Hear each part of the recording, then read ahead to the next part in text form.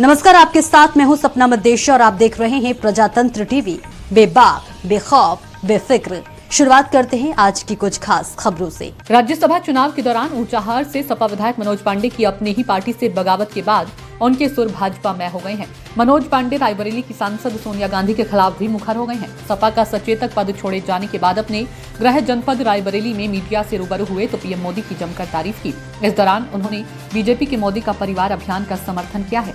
उन्होंने कहा कि लोकतंत्र में जनता का जनादेश जिसके साथ है, अगर वो अपनी चिंता करेंगे तो उन्हें जनप्रतिनिधि होने का कोई हक नहीं। चाहे पीएम हो या सीएम, उनकी जनता ही उनका परिवार है। आज वो पूरे देश को 2 वक्त की रोटी दे रहे हैं, किसानों को सम्मान निधि दे रहे हैं। अगर वो कह रहे हैं कि मेरा देश मेरा परिवार है तो ये गर्व की बात है। रायबरेली को कांग्रेस का गढ़ कहे जाने पर उन्होंने कहा कि किस चीज का गढ़ है। रायबरेली में 3 विधानसभा में कांग्रेस की जमानत जब्त हो गई है। मनोज पांडे ने कहा कि कांग्रेस का कोई अस्तित्व नहीं जिले में। इस दौरान मनोज पांडे से उनको रायबरेली से भाजपा का टिकट मिलने की चर्चाओं के बारे में पूछा गया तो उन्होंने कोई जवाब नहीं दिया।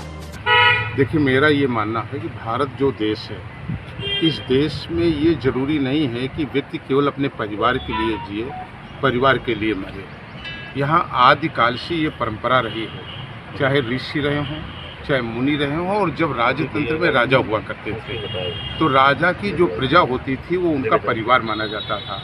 और आज इस डेमोक्रेसी में, लोकतंत्र में, एक चुने हुए व्यक्ति, जनता का जनादेश जिनके साथ है, जिनके साथ जनता है, वो अगर अपनी चिंता करेंगे तो उन्हें जनप्रतिनिधि होने का कोई अधिकार नहीं है। मेरा मानना है कि चाहे देश के प्रधानमंत्री हों और चाहे राज्य के मुख्यमंत्री हों या विभिन्न दायित्वों पे जो लोग संवैधानिक पदों पर हैं या हम विधायक हैं, तो हमें केवल अपने परिवार की चिंता नहीं होनी चाहिए। ऊंचाहार हमारा परिवार है, ऊंचाहार के सुख दुख के हम जिम्मेदार हैं।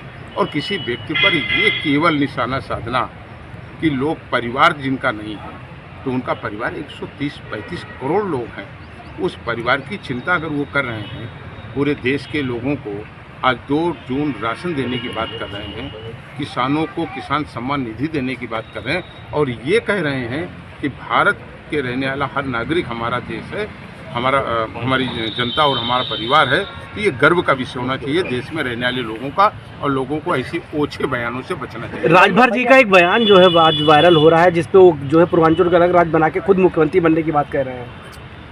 देखिए, ये तो राजभर जी ही आपको बता पाएंगे कि उन्होंने ये बयान क्यों दिया और इस बयान के पीछे उनका क्या मकसद है। इस पर मैं कोई टिप्पणी नहीं करना।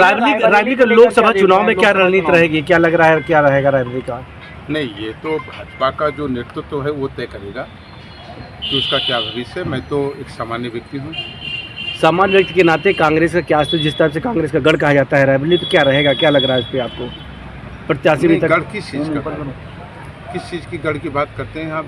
रायबरेली में 3 विधानसभाओं में जिनकी जमानत जब्त हुई हो, जिनका कोई अस्तित्व नहीं है जनपद में, जिन्होंने रिश्ता ही केवल ये रखा हो कि केवल चुनाव लड़ना है और 5 साल तक, आपको शायद ध्यान नहीं है, किसान टकटकी लगा करके देख रहा था कि हमारा सांसद कब आएगा।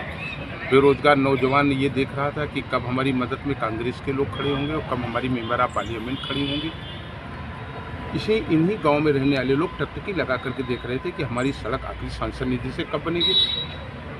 वो माँ, वो पिता जिसका जवान बेटा फांसी लगा करके मर गया, वो टकटकी लगा कर देख रहा था कि जो हमारे जनपद का गार्जियन है, जिसको हमने मेंबर ऑफ पार्लियामेंट बनाया, वो कब हमारे दुख में शामिल होगा। और अगर शायद इन सुख और दुख में लोग शामिल नहीं हो सकते हैं, उन्हें जनता से वोट मांगने का और लेने का अधिकार नैतिक रूप से कतई नहीं रहता। तो लग रहा है आपको प्रियंका गांधी के ग्लैमर नहीं काम करेगा?